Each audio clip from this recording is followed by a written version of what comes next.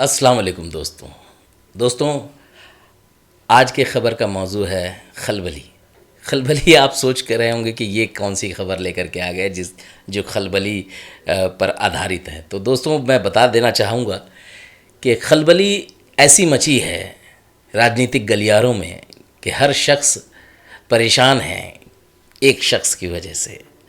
उसकी रातों की नींदें उड़ी हुई है सिर्फ एक शख्स की वजह से। उसके सत्ता की जो चारों पिलर हैं वो हिल चुके हैं, वो सिर्फ एक शख्स की वजह से, और उस शख्स का नाम है असदुद्दीन ओवैसी। जी हाँ दोस्तों, जिसके बोलने से राजनीति उसके हिसाब से बिसात बिछाती है और जिस पर बड़े बड़े नेता चलने को मजबूर हो जाते हैं, जो मुद्दा तय करता है, जो बोलता है तो उस बात पर राष्ट्रीय डिबेट होने लग जाती है। जी हाँ दोस्तों, इन दिनों मुख्यमंत्री से ज़्यादा उप मुख्यमंत्री के चर्चे हैं और सिर्फ इसकी एक ही वजह है, वो है असदुद्दीन ओवैसी, जिसके बोलने से आज राजनीति में एक गर्माहट आ गई है और हर शख्स यही बातें कर रहा है कि उप मुख्यमंत्री कौन होगा।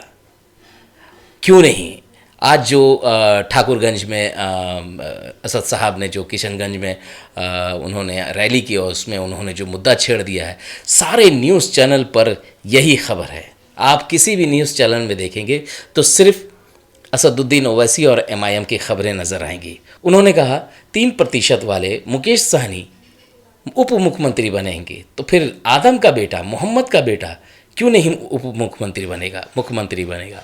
और जिस पर लोग झूम उठे और उनकी जो रैली में जो लोगों ने एक शोर मचाया, उससे आप समझ सकते हैं कि राजनीति में लोग किस तरह से अब सोचने पे मजबूर हो गए हैं। जो असद साहब की बातें हैं, जो तार्किक बातें हैं, जो लॉजिकल बातें हैं, उसका काट किसी भी विपक्षी नेता या किसी भी नेता के पास नहीं है।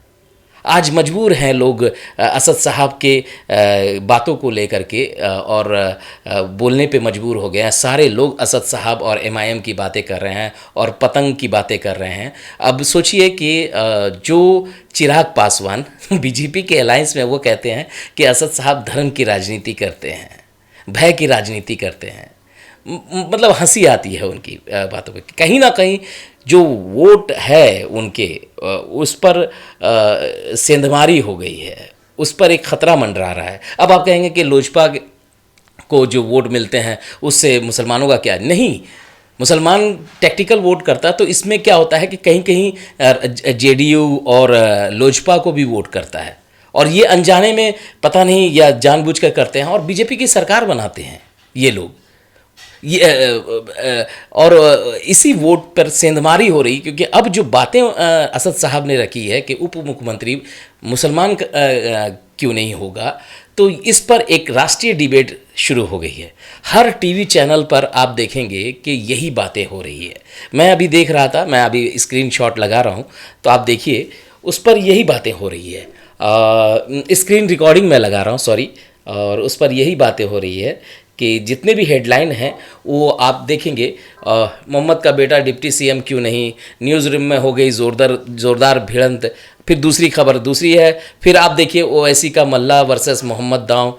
फिर रविश जी की रिपोर्ट है, फिर क्या ओवैसी ने तेजस्वी की घेराबंदी कर दी है, बाबा के बुलडोज़र से बिहार में बेचैनी, ये तो अपना राग लाते हैं। 18% मुस्लिम वोटर, फिर मुसलमानों पर राहुल तेजस्वी का दांव, मुस्लिम नमक हराम, वारिस पठान ने क्यों कहा, मोहम्मद का बेटा CM, इस तरह से 3% वाला डिप्टी CM फेस, और MIM चीफ असदुद्दीन का, इस तरह से मतलब लगातार आप देख रहे हैं कि स्क्रीन रिकॉर्डिंग में कि यही बातें हो रही है, सिर्फ मुसलमान की खबरें हैं। और इस मतलब सब्जेक्ट पर लाने वाला, अगर इस मुद्दे पर लाने वाला, वो सिर्फ असदुद्दीन ओवैसी है। अब आप देखिए इनकी बातें। NDTV के रिपोर्टर हैं बाबा, उनको मैं आज देख रहा था, तो उन्होंने कहा कि सीमांचल को छोड़कर कोई भी ऐसा एरिया नहीं है बाकी जहां राजद से MIM की टक्कर हो। मतलब उन्होंने 5 सीट कह दिया कि बस इसी में टक्कर है, बाकी जगह पे कोई टक्कर नहीं है। मतलब ये गोदी मीडिया और ये लिबरल मीडिया जो है वो ओवैसी को इम्पोर्टेंस देती ही नहीं है।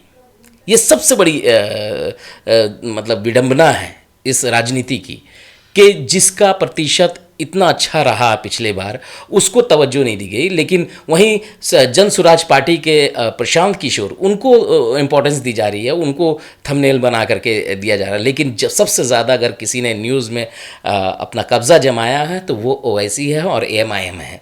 अब देखिए, जन स्वराज पार्टी को आज बोलना पड़ गया कि हैदराबाद में रहें असदुद्दीन ओवैसी, यहाँ बिहार में ना आए।